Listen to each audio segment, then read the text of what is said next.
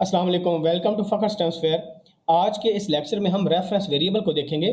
ये हमारे पास एम% से डिनोट होता है। Reference variable address of operator से ही मिलता जुलता है, यानी एग्जैक्टली सेम आपके पास सिंबल जो है एम% का वो एड्रेस ऑफ ऑपरेटर में यूज़ होता है। वो हमने लास्ट टाइम देखा था, और ये ऑपरेटर हमने जब पॉइंटर वेरिएबल को डिक्लेयर किया था तब भी हमने एड्रेस ऑफ ऑपरेटर यूज़ किया था। फॉर एग्जांपल अगर हम रिकॉल करें, लास्ट टाइम हमने क्या देखा था, इंट, हमने लेट्स सपोज एक वेरिएबल बनाया int a is equal to 5। तो यहाँ पर एक वेरिएबल बन गया, उसमें 5 आपके पास असाइंड है, अज्यूमिंग दैट कि इसका जो एड्रेस है वो 100 है। लेट्स सपोज अगर हम एक पॉइंटर वेरिएबल हम बनाएं int static ptr is equal to, अब ptr में हमें पता है जब भी हम पॉइंटर बनाते हैं और पॉइंटर टाइप्ड होते हैं, क्योंकि इंटीजर वेरिएबल है, तो ये जो हमने पॉइंटर बनाया ये भी इंटीजर टाइप का है, तो इसमें हम एड्रेस डालेंगे किसका, a का। तो उस एक एड्रेस डालने के लिए हमने m%a यूज़ किया। तो यहाँ पर जब भी m%a हमने यूज़ किया तो इसको हम कहते हैं एड्रेस ऑफ ऑपरेटर। तो यहाँ पर m% आपका एड्रेस ऑफ ऑपरेटर के तौर पर काम कर रहा है, यानी इस वेरिएबल का एड्रेस बता रहा है। लेट्स सपोज ptr वेरिएबल यहाँ पर आपके पास क्रिएट हुआ, ये आपके पास ptr है, तो ptr क्या होल्ड करेगा, a का मेमोरी एड्रेस होल्ड करेगा। तो इसके अंदर मेमोरी एड्रेस ऑफ a है। तो यहाँ पर जब एड्रेस ऑफ ऑपरेटर होता है वो हमेशा इक्वल के राइट हैंड साइड पर यूज होता है, या सिंपल इंडिपेंडेंट भी हो सकता है। फॉर एग्जांपल अगर आप यहाँ लिखना चाहें सी आउट और m%a लिखना चाहें तो ये क्या दे देगा, ये प्रिंट करेगा आपके पास जो a का अपना एड्रेस है, जो कि ये है। ये होता है एड्रेस ऑफ ऑपरेटर। अब हमने जब ptr एक पॉइंटर वेरिएबल बनाया तो पॉइंटर वेरिएबल किसको पॉइंट कर रहा है, ये पॉइंट कर रहा है इस एड्रेस को, यानी बेसिकली आपके a वेरिएबल को पॉइंट कर रहा है, और एक a की वैल्यू को चेंज कर सकता है। ये हमने लास्ट लेक्चर में डिटेल से देखा था। अब अगर यही काम हम करना चाहें, लेकिन हम अब नया वेरिएबल नहीं बनाना चाह रहे, बल्कि उसी वेरिएबल का एक अल्टरनेट नाम रख लेते हैं, जिसको हम एलियस भी कहते हैं, या कोई भी अल्टरनेट नाम हम रख लेते हैं, उसको हम कहते हैं रेफरेंस वेरिएबल।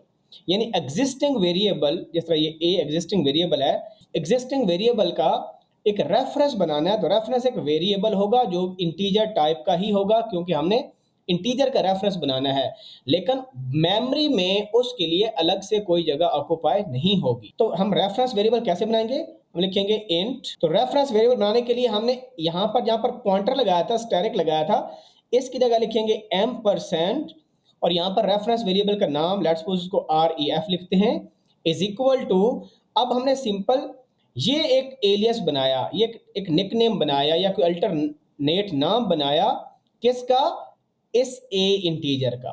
तो यहाँ पर जिसका आपने एलियस बनाना है उस वेरिएबल का नाम लिखना पड़ेगा। तो ये आपके पास बन गया रेफरेंस वेरिएबल, रेफरेंस वेरिएबल बन गया। इसका क्या मतलब हुआ कि ये जो ref है ये बेसिकली एक एलियस है या रेफरेंस है a का। तो मेमोरी के अंदर अलग से आपके पास कोई वेरिएबल नहीं बनता।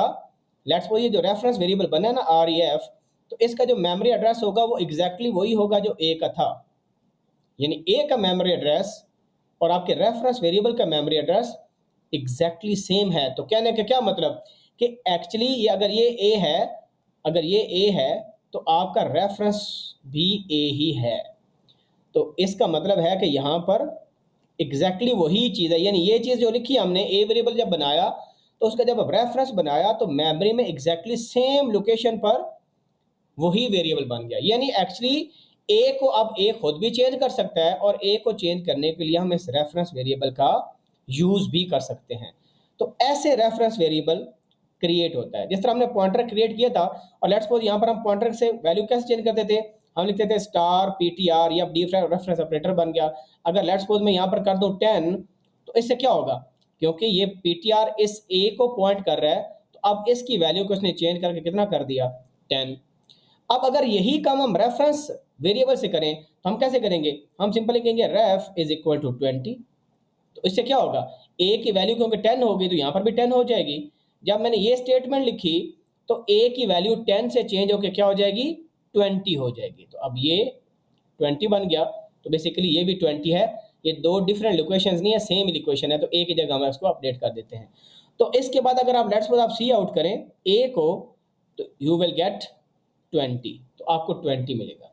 यानी जिस तरह पॉइंटर से हम डी रेफरेंस ऑपरेटर यूज़ करके उस वेरिएबल को जिसको पॉइंटर पॉइंट कर रहा है वैल्यू चेंज कर सकते हैं, तो रेफरेंस ऑपरेटर से एग्जैक्टली सेम काम हम अचीव कर सकते हैं। तो ए तो खुद भी चेंज होगा। अगर आप सिंपल यहाँ पर लिखें A is equal to 30 for example, अब सी आउट करें तो ए की वैल्यू 30 आ जाएगी।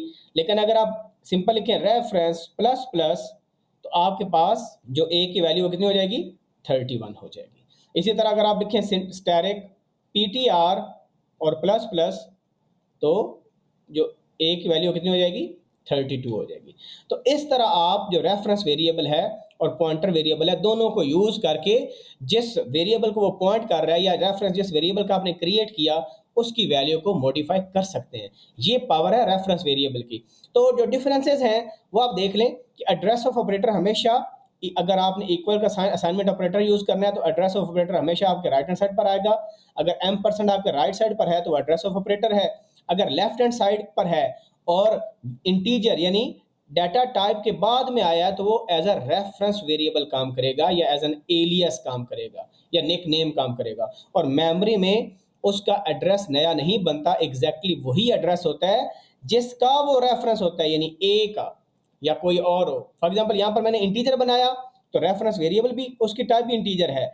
अगर मैं आपको फ्लोट बनाता यहाँ पर, तो यहाँ पर मुझे फ्लोट का रेफरेंस वेरिएबल क्रिएट करना पड़ता। तो अब ये एग्जैक्टली चीज़ हम कंपाइलर में जाके VS कोड में जाके देखते हैं कि जो थ्योरेटिकल चीज़ पढ़ी क्या आया वाकई ही प्रैक्टिकली भी इसी तरह होता है। So let's see. अब यहाँ पर मैंने सिंपल कोड स्निपेट वही लिख लिया जो अभी हमने थ्योरेटिकल देखा था।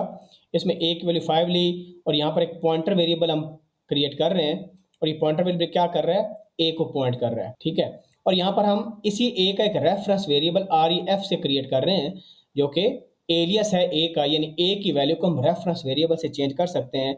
और मैंने बताया जब हम रेफरेंस वेरिएबल क्रिएट करते हैं तो उसका एग्जैक्टली मतलब ये होता है कि आपके पास कोई नया वेरिएबल क्रिएट नहीं हो रहा बल्कि वही वेरिएबल है। यानी ये ए इक्वल टू रेफ लिखा है कि ए एग्जैक्टली वही है, यानी ए का एड्रेस रेफ का एड्रेस ही है और रेफ बेसिकली ए ही को शो कर रहा है। तो यहाँ पर मैंने एड्रेस ऑफ ए शो कर दिया ताकि ये बताने के लिए कि भाई जो ए का एड्रेस है और जो पॉइंटर जिस एड्रेस को पॉइंट कर रहा है और जो रेफरेंस का एड्रेस है तीनों एक ही हैं, ठीक है। तो इसको हम लाइन बाय लाइन से हम चेक कर लेते हैं। तो लेट्स सपोज सबसे पहले आप देखें, अच्छा अब हमने एग्जैक्टली वही कोड यहाँ पर लिख लिया कंपाइलर के अंदर। अब हम इसको रन करते हैं, सिंगल लाइन रन करते हैं। यहाँ पर देखें इंट ए इक्वल टू 5 है, ब्रेक पॉइंट यहाँ पर लगा दिया। तो यहाँ पर देखें ए इक्वल टू 5 है, ये लाइन अभी एग्जीक्यूट होनी है तो यहाँ पर डिफॉल्ट वैल्यू 0 पड़ी है। जब हम इस लाइन को एग्जीक्यूट करेंगे तो हमारे पास ए में 5 आ जाएगा। आगे पॉइंटर वेरिएबल क्रिएट हो रहा है जो कि पॉइंट कर रहा है इसी ए को। तो नेक्स्ट लाइन को रन करते हैं तो यहाँ पर आप देखें पॉइंटर में एड्रेस आ गया, ये एक एड्रेस है और वो भी 5 वैल्यू को पॉइंट कर रहा है।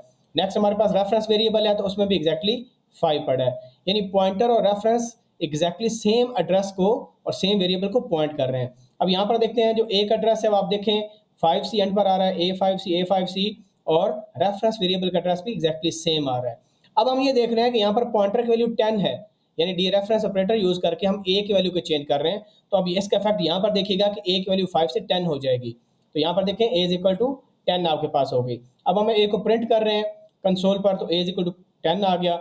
अब यहाँ पर हम रेफरेंस को 20 सेट कर रहे हैं, यानी कहने का मतलब है कि ए को 20 सेट कर रहे हैं बिकॉज रेफ जो है वो रेफरेंस वेरिएबल या एलियस है आपके ए का।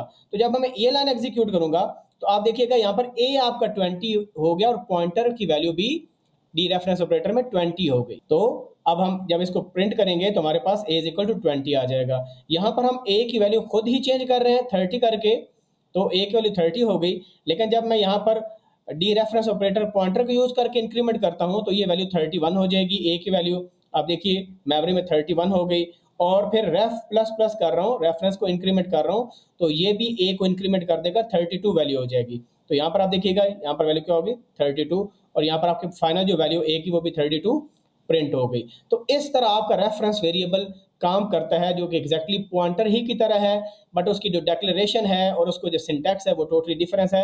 बिकॉज यहाँ पर हम m% a यूज़ करते हैं पॉइंटर में तो एड्रेस ऑफ ऑपरेटर के तौर पर यूज़ होता है, और रेफरेंस वेरिएबल के अंदर हम डाटा टाइप के बाद m% साइन लगाते हैं। तो जब लेफ्ट हैंड साइड पर आपका m% यूज़ होगा तो वो एज अ रेफरेंस वेरिएबल काम करेगा, किस वेरिएबल के लिए, जो राइट साइड पर वेरिएबल है उसके लिए। तो मिलते हैं नई वीडियो के साथ। अगर कोई क्वेश्चन हो तो please ask in the comment section. Thank you very much. अल्लाह हाफिज़।